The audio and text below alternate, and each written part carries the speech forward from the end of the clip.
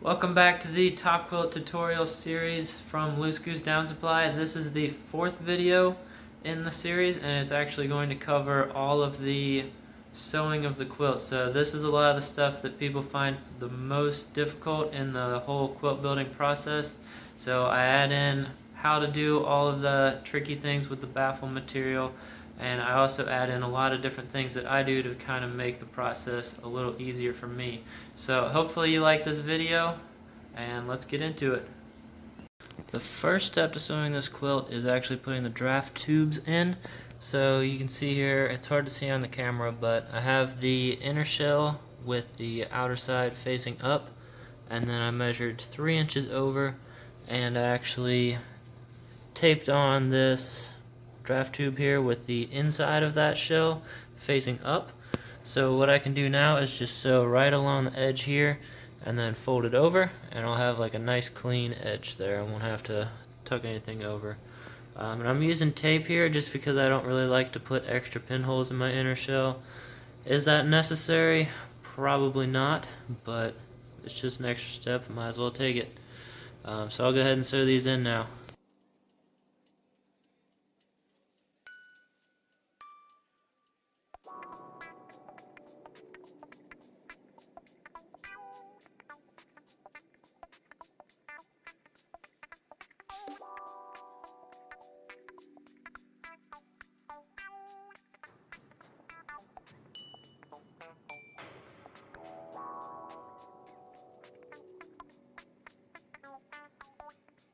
And there's the finished tube. It actually came out perfectly. It's just the way I wanted it.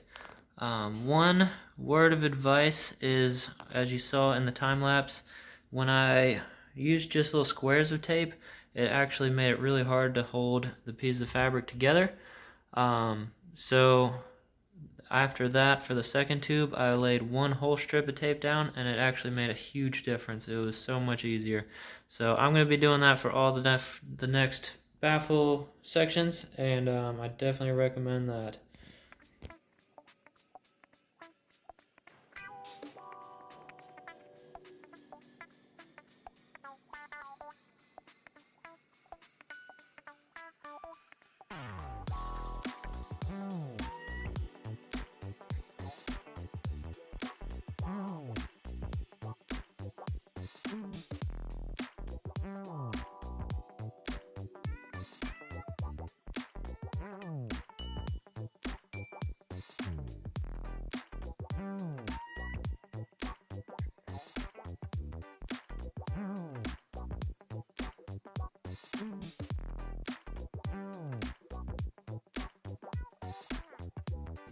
And there we have it. All the baffles are sewn into the inner shell, so it's looking good. We're about halfway there, and the next step is to attach the outer shell. That's the part everybody thinks is kind of tricky, but really it's not too hard.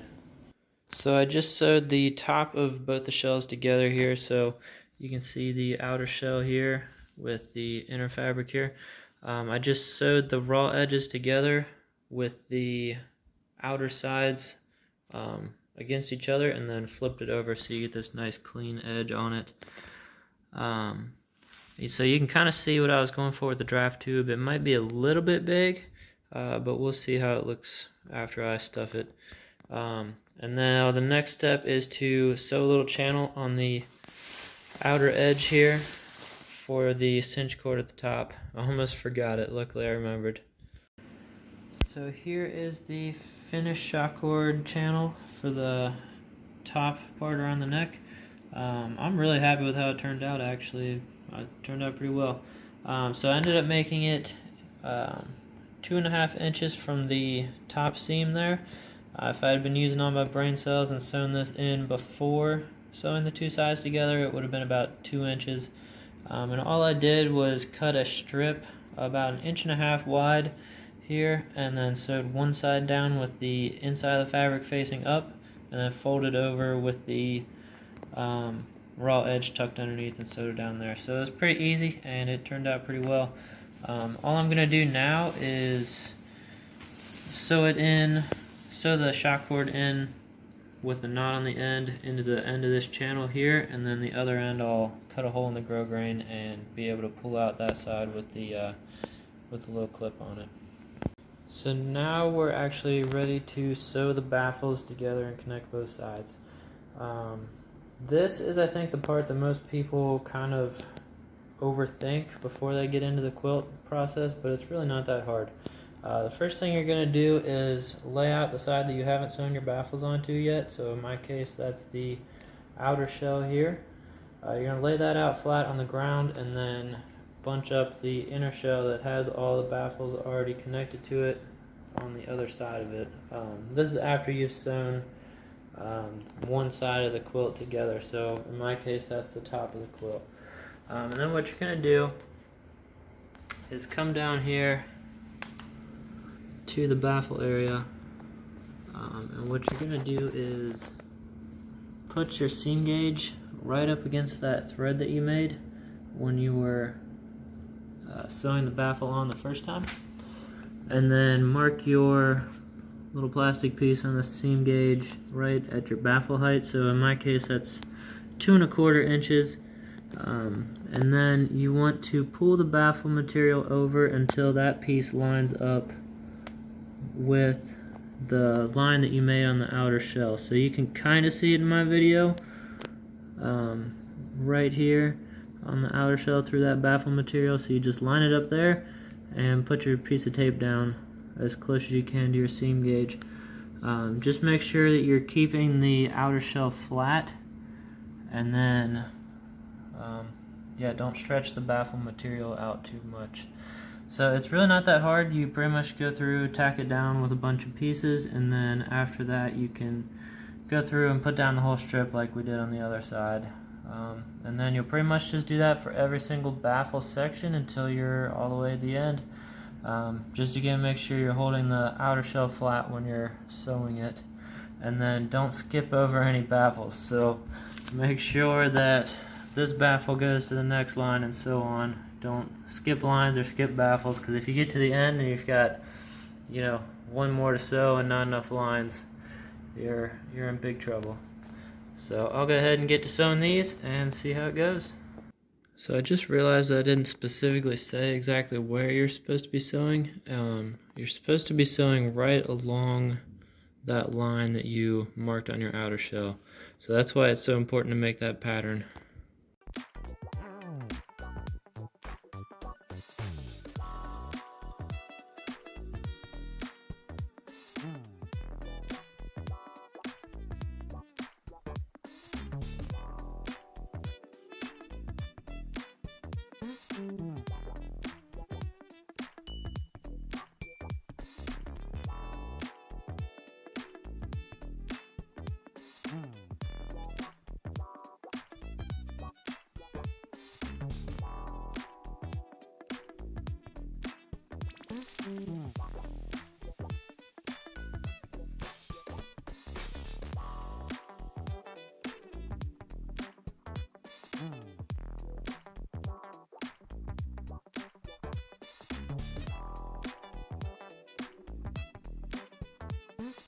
There we have it. This quilt is completely sewn together now, so it's really starting to look good. I'm getting pretty excited about it. The only thing left to do now is stitch up one side to close off one side and put the grosgrain on there, put the drawstrings in, and put the grosgrain across the bottom. So it's starting to look really good.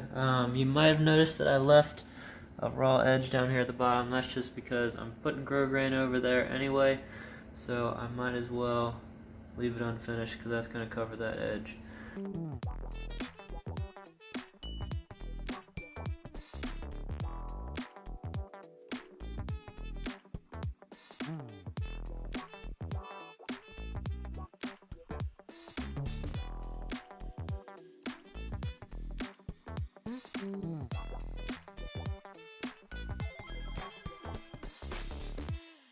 Well, I've officially made my first mistake of the project. So this grosgrain stuff, it doesn't really cinch up very well. It just kind of buckles.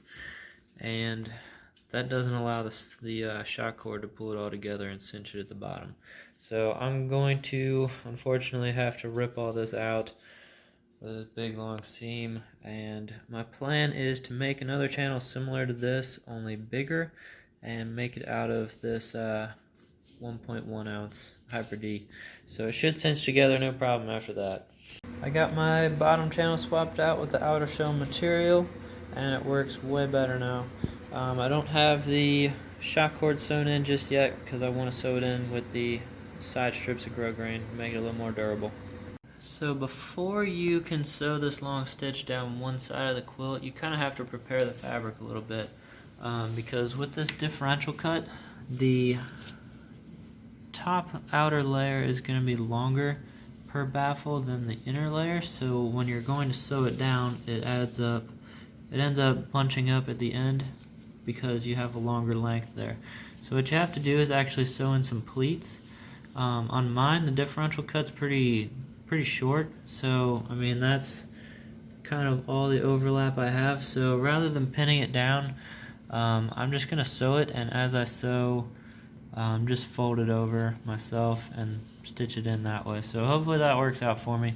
But what you're gonna do, say if you had a bigger differential like on an underquilt or something, and then down here at the ends, what you do is I actually folded it straight down like this to pull it tight to the baffles, and then folded it back over and pinned it down.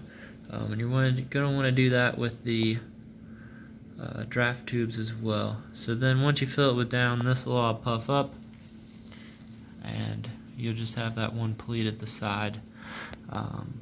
But what you do want to do is pin it down at every single baffle line. So just look where your threads are, and then pin it at the threads, and then those are the dimensions that you actually have to hit, and then you can just kind of sew it together with your sewing machine. So I'll go ahead and get to it and see how this turns out.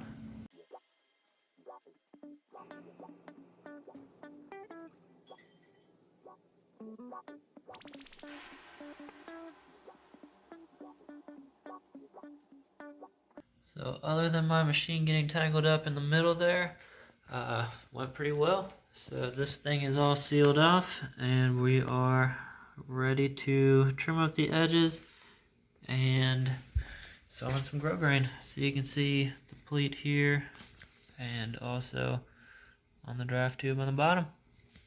Here's the best way I've found to attach this stuff. So it's not very easy, but what I've been doing is pinning it where I want it on the quilt at every baffle stitch, on one side of it, and then just folding it over to where the two sides are even, and putting one pin in the middle there between the two pins there in the middle of the baffle. So then it kind of holds it in place, and it should be good enough for when you stitch it together. One last thing that I should have mentioned before I get to sewing this, the side that you want to sew up before you fill it is the side that lets you bunch all the fabric up underneath your sewing machine over here. So for me, I'm sewing the left side of the quilt because I wanted to sew top to bottom, but this is just way easier because it's hard enough to deal with all this fabric here before it's filled with down. So you want to make sure that after you fill this with down, all this quilt material is off to the left over here. It's going to make your life a lot easier.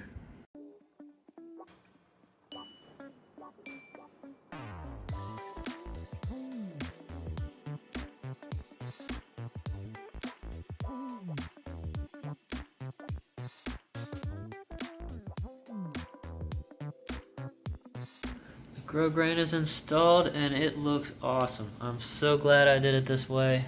It's going to turn out pretty sweet. So all that's left to do on here is to stuff it with down and fill the other side. So that pretty much does it for this video. I'm really excited to see how this turns out, and I'll see you in the next episode.